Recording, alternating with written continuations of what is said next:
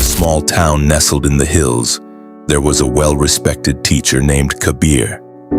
He was known for his wisdom, patience, and the calm energy he carried wherever he went. People of all ages came to him for advice: farmers, businessmen, even school children. One day, a young man named Rehan arrived at his doorstep. Rehan was smart, energetic, and ambitious, but life had been rough lately. His startup had failed, his friends had drifted away, and he felt like the world was moving against him. "I've read books, I've watched videos, I've tried everything," Rehan said, frustration dripping from his voice. "But nothing seems to work. I want peace, purpose, success, but I'm full of confusion." Kabir nodded gently and said, "Come inside." He led Rehan into a small room with simple furniture. Just a table, 2 cushions, and a wooden shelf stacked with clay cups and glass jars. Kabir picked up a kettle and placed 2 cups on the table. "Would you like some tea?" he asked. Rehan blinked, a little confused. "Sure, I guess." Kabir began pouring tea into Rehan's cup. He poured and poured. The cup filled and then began to overflow. The hot tea spilled onto the table and dripped down to the floor. Rehan jumped back. "Wait, it's full. It's spilling all over." Kabir smiled. He gently placed the kettle back on the tray and looked at Rehan. "Exactly." Rehan stared at the mess, still unsure what had just happened. "You are like this cup," Kabir said softly, "full of opinions, fears, doubts, complaints, past experiences. You've filled yourself so much there's no space left for anything new." Rehan sat in silence. Kabir handed him a cloth to clean the spill, then continued, "You said you've tried everything.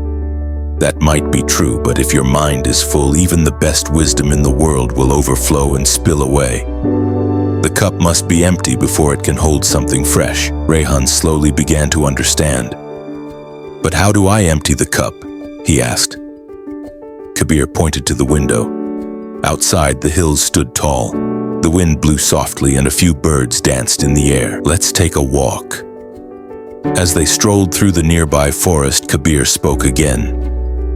"Emptying the cup means letting go, not of your dreams or identity, but of the thoughts that no longer serve you." He picked up a dry leaf from the path and handed it to Rehan.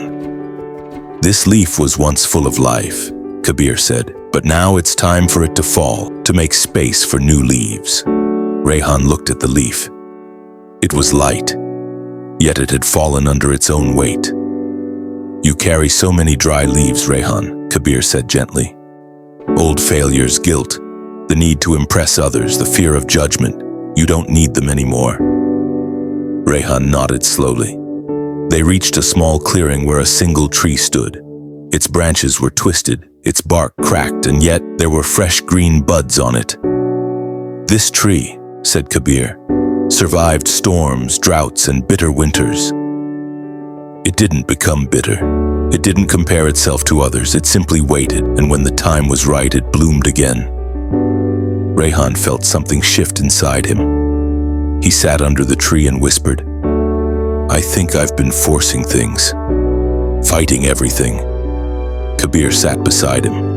"Yes, and there's nothing wrong with effort, but balance is essential. Pouring more tea into a full cup doesn't bring results. It brings mess." That evening, back at the teacher's home, Rehan asked, "So how do I begin? What do I actually do to change things?" Kabir handed him a small notebook and a pen. "Each morning," he said, "before you do anything, write down 3 things. 1. What you're grateful for. 2. What thoughts are cluttering your mind. 3. What you choose to let go of today." Rehan opened the notebook, stared at the blank page, and smiled. For the first time in weeks, his heart felt light. The next morning, he woke up before the sun, made a cup of tea for himself, and opened the notebook.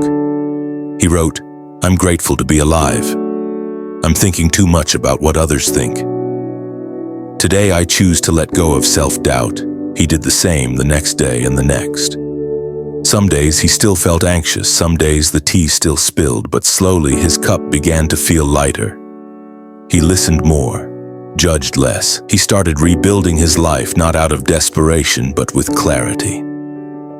Months later, Rehan came back to visit Kabir. He looked healthier, calmer, and confident in a quiet way. "I still have ups and downs," Rehan said, "but now I know when to pause. I know when to pour and when to stop." Kabir smiled and handed him a new cup. This one had a line inside, a gentle marker showing the perfect fill. Rehan laughed. "I guess this is to remind me not to overflow." "No," Kabir said, "it's to remind you that enough is a beautiful place to be." We often chase success, peace, and clarity by adding more knowledge, more hustle, more strategies. But true growth often begins when we subtract. When we empty the cup, releasing what weighs us down, we make space for wisdom, peace, and real progress.